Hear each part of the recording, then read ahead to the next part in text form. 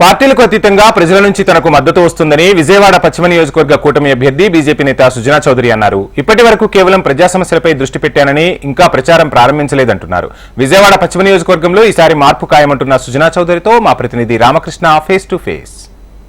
విజయవాడ పశ్చిమ నియోజకవర్గం సుజనా చౌదరి గారు పోటీ చేస్తున్నారు. అయితే ప్రజా సమస్యలు ఇప్పటికే నామినేషన్ ఇచ్చి ప్రజా సమస్యలతో ముందుకు వెళ్తున్నారు. ప్రచారంలో జోరు పెంచారు. ఏ విధంగా నడుస్తుంది, ఏం లేదు, సుజనా చౌదరి గారిని అడుగుతారు. సార్ చెప్పండి, ఏ విధంగా నడుస్తుంది, ప్రచారం ఎలా ఉంది సార్? గత 10 రోజుల నుంచి పశ్చిమ నియోజకవర్గంలో నేను అన్ని డివిజన్లు వెళ్తా ఉన్నా. ఇప్పటికి 13 డివిజన్లు అయినాయి. ఈ రోజు 2 అవుతాయి, 15 అయిపోతాయి. ప్రచారం నేను ఇంకా మొదలు పెట్టలేదు. ఇక్కడ పరిస్థితులు ఎలా ఉన్నాయి ఏంటి అనేది స్టడీ చేస్తూ ఉన్నా. ఈ నియోజకవర్గంలో ప్రతి డివిజన్లో కూడా దుర్భర పరిస్థితులు ఉన్నాయి. ఈ నియోజకవర్గంలో ప్రజల పరిస్థితి, జీవన ప్రమాణాలు చాలా అడుగంటిన ప్రమాణంలో ఉన్నాయి. మౌలిక సదుపాయాలు అసలు లేనే లేవు. స్వతంత్రం వచ్చి ఇన్ని సంవత్సరాలు 78 సంవత్సరాలు అయినా కూడా ప్రజాప్రతినిధులు గత 30 సంవత్సరాల నుంచి అయితే మాత్రం ప్రజాప్రతినిధులు ఒక నయా పైసా పనిచేసినట్టుగా కనపట్టలేదు.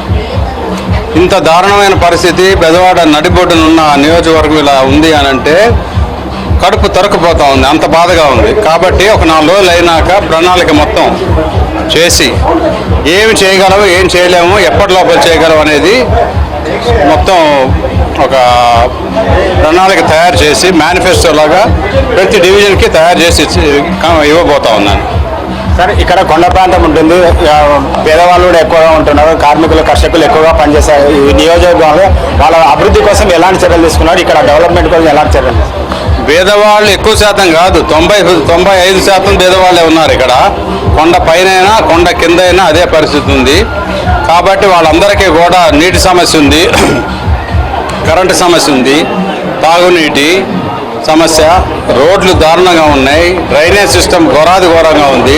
కొండపైకి ఎక్కడానికి వాళ్ళకి ఏమీ ఫెసిలిటీస్ లేవు. ఇవన్నీ కూడా చూసి ఇంతకాలం అది ఎందుకు నిర్లక్ష్యం చేశారో చూసుకొని అవన్నీ కూడా సాధించాలి, వాళ్ళకి చేసి పెట్టాలనేది నా కోరిక. సార్, కూటమి అభ్యర్థిగా పోటీ చేస్తున్నారు. ఇప్పుడు జనసేన నుంచి, టీడీపీ నుంచి మీకు ఎలాంటి సహకారం ఉంది, ఎలా ఉంది? నాకు భారతీయ జనతా పార్టీ అభ్యర్థిగా నేను పోటీ చేస్తున్నా. టీడీపీ నుంచి, జనసేన నుంచి వాళ్ళిద్దరూ కూడా నన్ను సొంత మనిషిలాగా, సొంత అభ్యర్థిలాగా వాళ్ళు తీసుకొని బ్రహ్మాండంగా చేస్తూ ఉన్నారు.